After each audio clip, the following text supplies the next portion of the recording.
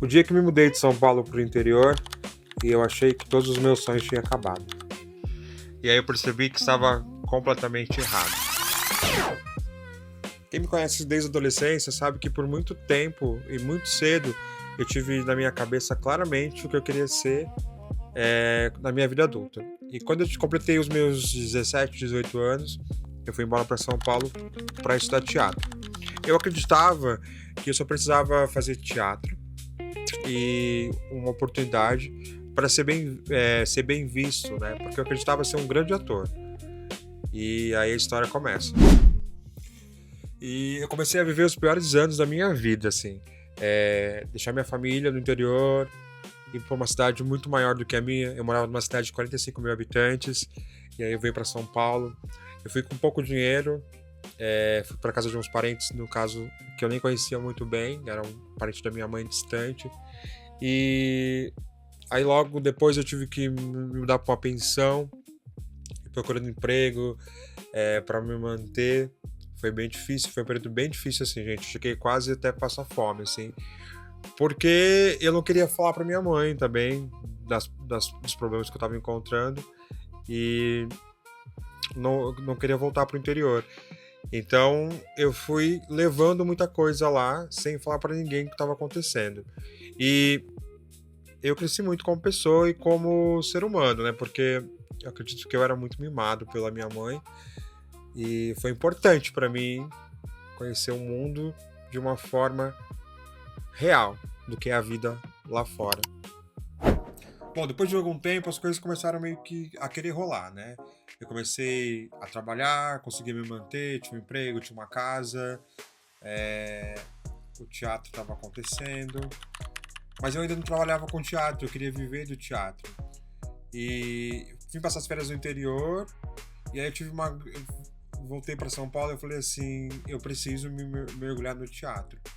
Aí cheguei em São Paulo, pedi a conta do meu trabalho, eu trabalhava numa loja de telefonia e fui me jogar em alguns testes.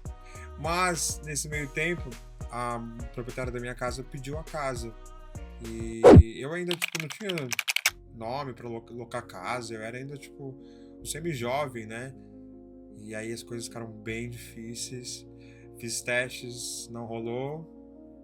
E aí eu tive que voltar para o interior. Depois de alguns anos. Quando eu vi que eu estava no caminho de mudança, que foi me buscar, a sensação era de um fracasso. De que todos os meus sonhos acabariam ali. E eu era muito ousado, né? Acreditava muito que ia dar tudo certo. Eu não contava com isso. E aí voltei pro interior, fiquei um tempo com a minha mãe, isso foi um lado bom, com a minha família.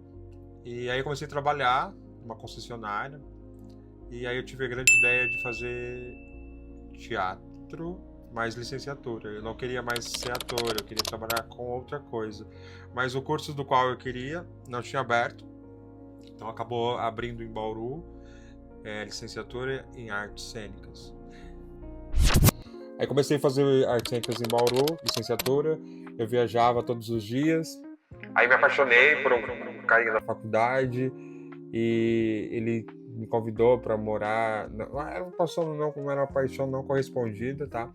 Mas aí iludido, feliz, contente, me mudei para Bauru. Aí acabei começando a trabalhar como professor, que já era uma coisa fácil de começar a trabalhar.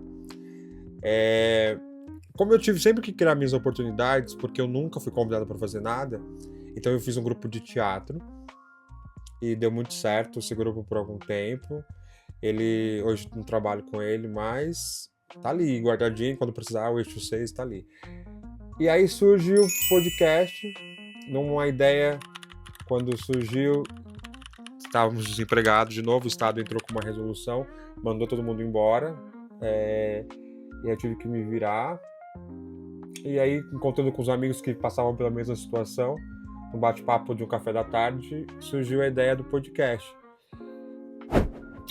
E essa história não terminou ainda, né? Porque essa história não teve o final ainda, mas é um processo que eu queria compartilhar com vocês.